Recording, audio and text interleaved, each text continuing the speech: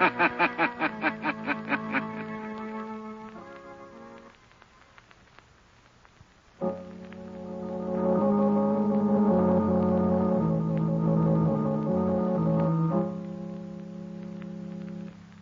Shadow, mysterious character who furthers the forces of law and order, is in reality Lamont Cranston, wealthy young man about town. The Shadow uses his hypnotic power to cloud men's minds so that they cannot see him. Cranston's friend and companion, the lovely Margot Lane, is the only person who knows to whom the unseen voice of the Shadow belongs. Today's story, The Inventor of Death.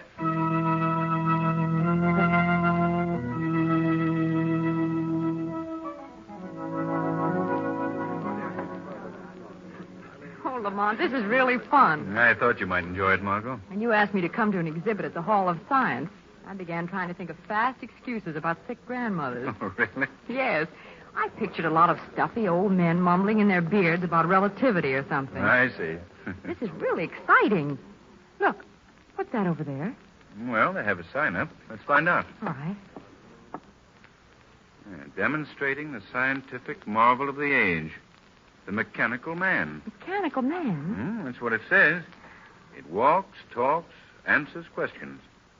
Although made of metal, it can duplicate many things that man can do. Well, come on, Margot. We can't miss this. Oh, Lamont, you've seen robots before. Yes, but you never know when one may be different, more advanced. Well, I'd like to bet this one's no different from the rest. Well, you I can't. beg your pardon. I couldn't help overhearing what you were saying just now. I hope that you'll forgive my intruding, but I think if you do go in, you'll find that this robot is entirely different from any that you've seen before. Oh, is it really? You seem to know quite a lot about it. Well, yes, I do. As a matter of fact, that is, you see, I invented it and built it myself. Oh, really? I know I shouldn't be out here in front talking to perfect strangers about my invention, but you see, I'm very enthusiastic about it. Well, naturally. Come on, George. They're waiting for you to start the demonstration. Oh, well, of course, dear. This is my wife, Mr. Cranston is the name. And this is Miss Margot Lane. How do you do? How do you do? How do you do? My name is Alton. Mr. Alton? Well, aren't you coming in to watch? Oh, yes, certainly. I was trying to persuade Mr. Cranston to go in anyway. Wasn't I, Lamont?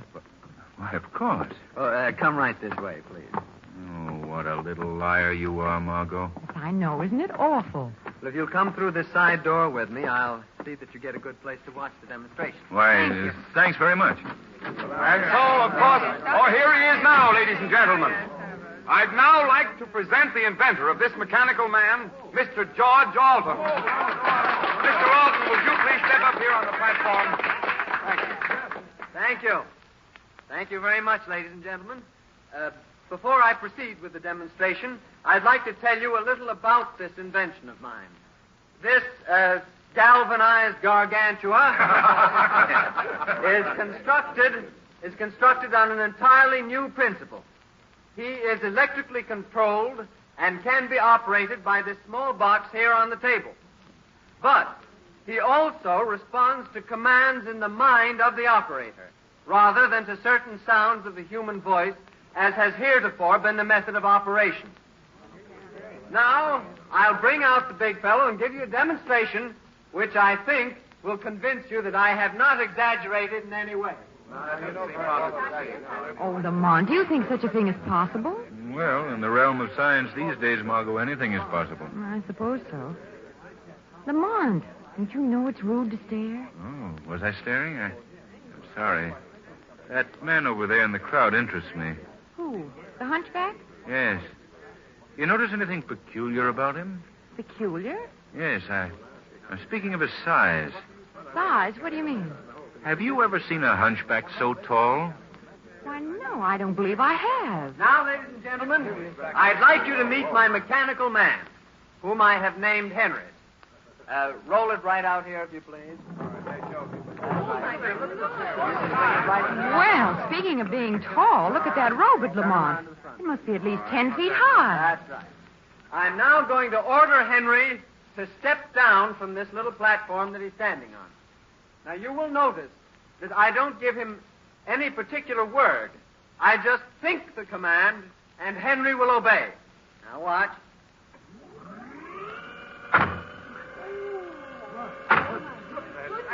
Lamont, look. That thing stepped right down off the platform just as he said it would. Yes. I will now ask Henry to answer a few questions.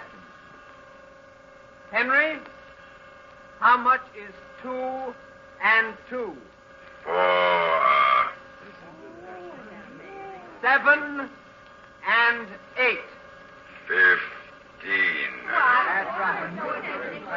Now, in case you think these answers are previously arranged, I'll ask anybody in the audience to ask Henry some question which he will answer. I'll ask him, what time is it? 8:20 p.m. That's right. Why, Lamont, this is weird. How do you think he does it? Lamont, you're not listening. Stop staring at that hunchback. Oh, I'm sorry, Margot. I was watching his expression. Just look at him. Why, his face is all contorted in pain. Not pain, Margot. Hate. Hate? Why? Well, unless I miss my guess, it's hate for your little inventor, Mr. Alton. Now, I'll ask Henry to walk among you and pick up various objects which I will call out from the platform. No, please, ladies and gentlemen, don't be alarmed. Henry is perfectly amiable and obeys my orders implicitly. He wouldn't harm a fly. Well, that may be so, but if that two-legged tank's going to walk around here among us, brother, I'm getting out. Well, I'm very sorry to lose you, sir. I guess I'll have to show you that Henry is perfectly harmless. Lamont, if Henry toddles this way, harmless or not, you'll find me joining the parade to the exit. Ladies and gentlemen, please. Now, you see the young lady sitting on the chair at the other end of the platform. That is my wife, who is not afraid of Henry. Therefore, I'm going to ask him to walk over, pick her up in his arms, and carry her back to me. And you will find that she's none the worse for the experience. All right, Henry. You know what I want you to do.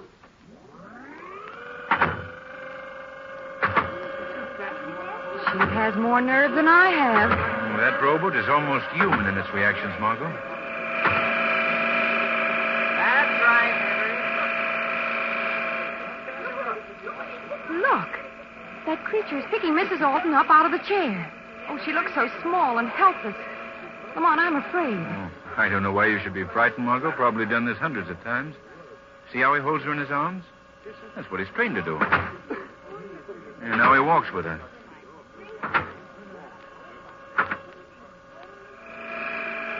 Well, look, Lamont. The robot has stopped. Yes. Good Lord! No, Henry! No! Mrs. Alton is struggling to get down. Put her down! Put her down this minute! Margot, something's gone wrong. The machine is closing his arms about her. He'll crush her. Stop it, someone! Put her down! Put her down! You're telling her stop! Oh, my God!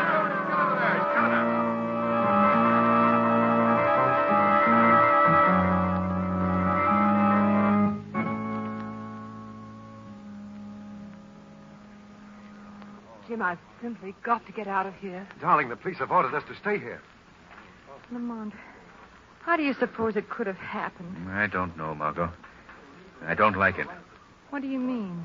There's something behind all this. Something sinister. Something perhaps for the shadow to investigate? Margot, please don't ever mention that name in public. Oh, I'm sorry. I'm sure no one could have overheard. You think so? Look behind you. Why, it's the hunchback. He wasn't there a minute ago. But I'm sure he didn't hear me. I hope not. Lamont, look, the mechanical man. It's moving. Yeah, so it is. Its mouth is open. It's going to speak. The shadow must die. Oh, Lamont. Well, I'll be. Lamont, what does it mean? I haven't the faintest idea. Let me go! Let me go, I tell you! Mr. Alden, the doctor said... I don't care what the doctor said. I don't care what anybody said. I got to do this before it's too late. Please, Mr. Alden. Go! Oh, look, Lamont. The inventor's going up to the robot. What's he going to do? Smashing his invention a bit. The shock has put him out of his head. Margot, we've got to get that boy out of here.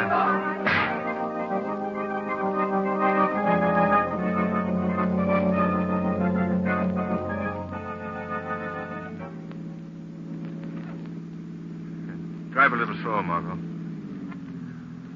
think he's going to sleep. Oh, Lamont, the poor fellow. Yes. I imagine that outburst when he broke the machine relieved the nervous tension. He seems relaxed enough now. What a shock it must have been to him to see his wife killed in such a horrible accident. Yes. If it was an accident, Then you think it was murder. I don't know, Margot. I really don't know. Look, Lamont. Alton's eyes are opening. I think he's waking up. No. Where am I? What's happened? We're just taking you to a place where you can get some rest. Well, oh, I see. My wife. My poor wife. Easy now, easy. Mr. Alton, you've got to help yourself at this point. Myself? What does it matter about me? Mr. Alton, do you have any enemies? Anyone who might be jealous of you or your invention? Enemies? No. Well, unless Dr. Zaruga... Dr. Zaruga, who's he? Well, he's an inventor. He devised a radio-controlled incendiary bomb which was turned down by the Army a year ago. It was too frightful a weapon to use even in modern warfare. Well, what has Dr. Zaruga got to do with you? What? Well, at the time the Board of Science accepted my invention for display, they turned down the robot invented by Dr. Zaruga. He was furious and... Oh, what does it matter now? What does anything matter? Why was Dr. Zaruga furious? He felt that he was being discriminated against in favor of others whose inventions were not as good as his. Made a scene about it. Then went back to his laboratory next to mine on Providence Street and locked himself in. He wouldn't see anyone for days. I see. One more question, Mr. Alton. This Dr. Zaruga, is he a hunchback? No, I believe he was at one time a high military officer in some European army. He was distinguished by his military bearing and piercing black eyes. Why do you ask? Oh, just an idea. I guess it wasn't a very good idea. Margot, see that car coming? Get over to the right-hand side of the road, Mark. Lamont, something's wrong with the steering wheel. What? I can't control the car. Put on the brakes, quick. I can't. The controls are locked. Margot, you've got Look out, we're going to crash!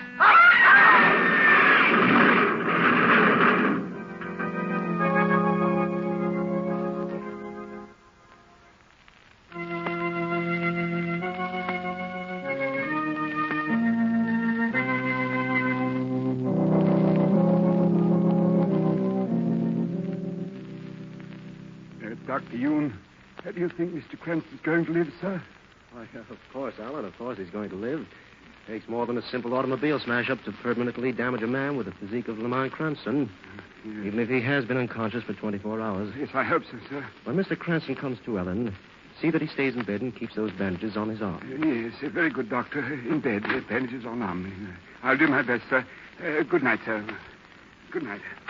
Bed, bandages on arm. Oh, dear. I'd better write it down so I shan't forget it. Oh, it's coming to. Mr. Cranston, sir. Alan, what happened?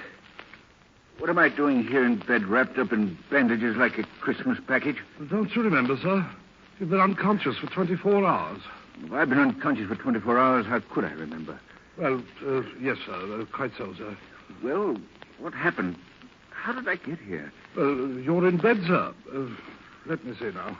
Oh, yes, keep in bed, bandages on. Keep in bed, bandages on. Stop mumbling. How did I get here? Why, you were in an automobile accident, sir. Yesterday, your car ran off the road and overturned in a ditch. Automobile accident? Yes, sir. Oh, yes, of course. And the others? How about the others? If you're referring to the young gentleman who was apparently riding in the car with you, sir, I'm afraid, well, that is... Dead? Yes, sir. His neck was broken in the crash. Oh.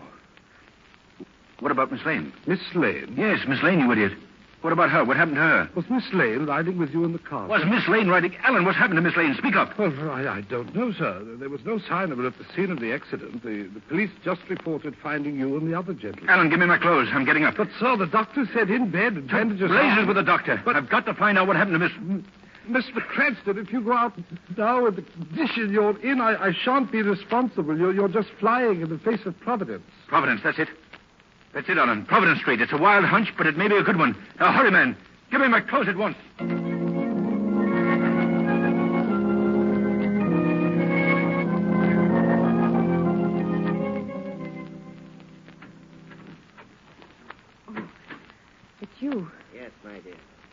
Mr. Zaruga, your humble servant. You were hoping for someone else, eh? I don't know what you're talking about. Oh, yes, you do, my dear Miss Lane. Why do you keep me here, locked in your laboratory? Why don't you let me go? Oh, you fiend. You inhuman fiend. Inhuman? Perhaps my character deceives you. I think you are being confused by my appearance. My hunchback. Oh. Why, you're not. No. That hump on my back contains the electrical equipment by which I not only control my own inventions, but those of other inventors, who unfortunately are not as brilliant as I am. Then you're not a cripple. No. No, I tricked them all. Silly fools. They wouldn't look at my inventions. So I caused your car to crash off the road, killing that little upstart orphan. I made his robot run amok.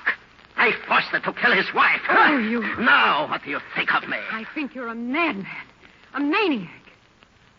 Oh, that poor girl. Seeing her crushed like that. Oh, you murderer. Oh, you still don't believe I'm the greatest inventor the world has ever seen. But I'll show you. What are you going to do? Why are you keeping me here? Because, Miss Lane, I overheard you make some reference to the Shadow. The Shadow? Yes. You see, I have always wanted to meet the Shadow. Meet him on my own grounds. Because the Shadow is the only man who could possibly ever unmask me. I thought perhaps if you disappeared, the Shadow might try to rescue you. Oh, no. But I see I overestimated his powers. The Shadow has not appeared. Therefore, Miss Lane, I am going to slightly alter my plans. I am going to give you a treat. What do you mean? I am going to demonstrate for you a robot I have invented. When you have seen it, I think you will admit that a terrible injustice has been done me. No. No. You will see it. Of course, you may not survive the demonstration. Oh, no. But that can't be helped. As a matter of fact, it's just as well. You know too much about me. Stop. Stop taunting me. I keep it in a secret compartment. I open this panel. Oh. And there it is. Oh, how ghastly. I admit it is not a pretty sight. You see, my dear, your little friend Alton built his robot for constructive uses to benefit mankind. Mine is for destruction, a weapon for war. Imagine a regiment of robots like this marching against flesh and blood men. How horrible. And now, I will show you how he works. Robert, step forward 3 paces. Oh, no. No, don't. Please. Now, I want you to go to that girl. No. Pick her up. But delicately. No, please, please. Delicately. I want her to see how gentle you can be. First. Now. No. Oh, no. No, don't let her come near me. No. Help! Help! Useless, my dear. The place is soundproof. Keep him away. Don't waste your breath trying to run away. The robot is so devised that electrically he can detect a living person. It will follow implacably until he catches up. Or until I give the command to start. Watch. Stop, robot. Oh, let me out of here. Very well. I'll open the laboratory door. Please, let me. You can run over the whole house if you like. The robot will follow you till he tracks you down. It's all right, my dear. Now, just stand still. It will be over very quickly. Walk, robot. No. No! Now, Robert, pick her up in your arms. No! That's it. Let me go! Let me go! You do not like to be held in his arms. He's hurting me! Stop him! Stop him! Do not worry, he won't crush you yet. First, he will just hold you in a useless embrace. Please, please let me go! Please, no! Oh, she's faint. Let her down, Robert. Later you will hold her again. There isn't going to be any later, Dr. Zaruga. The Shadow. Oh, you did come after all. looking forward to this meeting. Just you and I in my laboratory. You expected me then? Yes, that's why I kept the girl here. I knew that you would come to us. I see. Very clever of you. I've been waiting to meet you for a long time, Shadow. Meet you and test my powers against yours. Just what are your powers, Aruga? I am the greatest inventor in the world. I have the greatest mind in the world. That's a modest estimate. You doubt me, then? Perhaps when we are finished, you will think differently. Finished? With what? You will find out. You see that robot? He is my servant, my slave, obedient to my every command. He is not bound by human limitations. He can see you, Shadow. He can see you. Wherever you are in this room, he will find you. When he does, I think you know what the result will be. What? You will be crushed. Crushed to bits in his arms. You and the young lady, too. Dr. Zaruga, you've chosen a dangerous game. But let me warn you. Two can play it, remember? You can't talk yourself out of this, Shadow. Robert, find this man. Rush him. I've warned you, Dr. Zaruga. You warned me. At last, Shadow, you've met your match. What avails man's mind against a machine? I agree with you, Dr. Zaruga. So I think we better eliminate the machine. Here. Let go of me. What are you trying to do? I'm interested in knowing what's under your coat, Dr. Zaruga. No! Robert! Robert, help me! Let me go. There, your robot doesn't move very swiftly, does he? Now there. Coat off. Well, an electrical control box. Don't touch that box. Don't touch it, I say. So that's your secret, Doctor. This contraption was a hump on your back, which controlled the other robot that day at the fair. Give me that box. Oh, no, Doctor. You think you've gained the upper hand, eh, Shadow? Well, I'll show you. You're still my prisoner in this room. You can't leave here, and you won't ever leave here, ever. Where are your great powers now, Zaruga? I'll show you. I can operate the robot by hand. Keep away from that robot, Zaruga. Keep away. I'll show you. All I have to do is pick up this lever. No, Robert. You misunderstood. Not me. Not me, you fool. Help. He's got me. Let me go. Help. It's crushing me.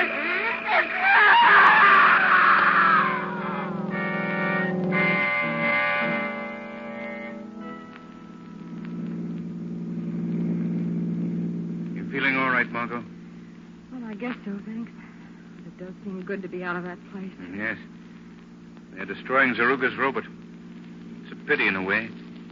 Those mechanical gentlemen might be very serviceable if they were properly directed. Oh, you think so, huh? Well, after my little experience with the doctor and his mechanized murderer, I'll think twice in the future before I even use an electric toaster.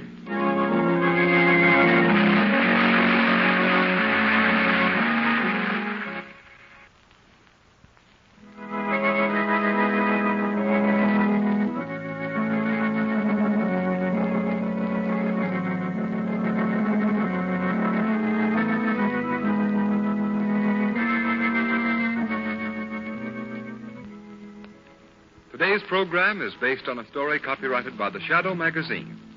All the characters and all the places named are fictitious. Any similarity to persons living or dead is purely coincidental. The Shadow magazine is on sale at your local newsstand.